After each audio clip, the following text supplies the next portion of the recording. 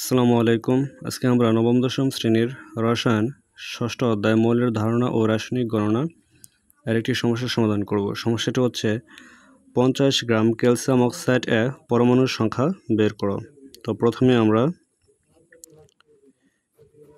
Calcium oxide এর আণবিক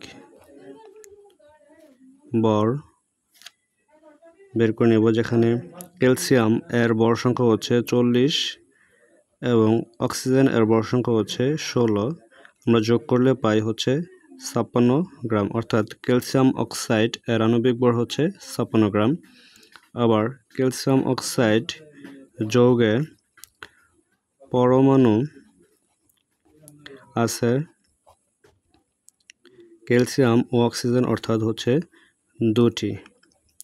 তাহলে এখন আমরা লিখতে পারি যে 56 গ্রাম ক্যালসিয়াম অক্সাইড এ মোট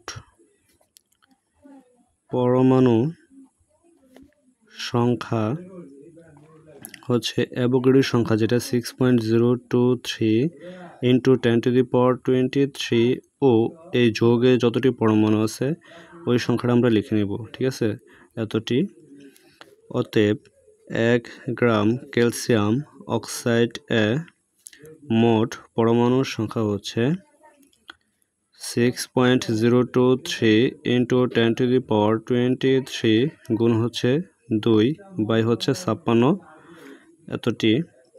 এখন আমরা বলছে প্রশ্ন বলা আছে 50 গ্রাম ক্যালসিয়াম অক্সাইড পরমাণুর সংখ্যা বের করার জন্য। তো এই ক্ষেত্রে আমরা লিখব যে 50 গ্রাম ক্যালসিয়াম অক্সাইড এ মোট পরমাণুর সংখ্যা হচ্ছে 6.023 ইন্টু 10⁻23 গুণ হচ্ছে 2 গুণ হচ্ছে 50 বাই হচ্ছে 56টি।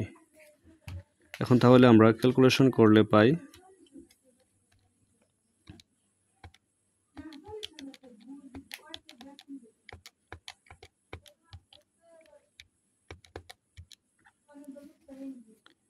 1.075 ইন্টু 10⁻24টি, অর্থাৎ 50 গ্রাম ক্যালসিয়াম অক্সাইড এর পরমাণুর সংখ্যা হচ্ছে 1.075 ইন্টু 10⁻24টি।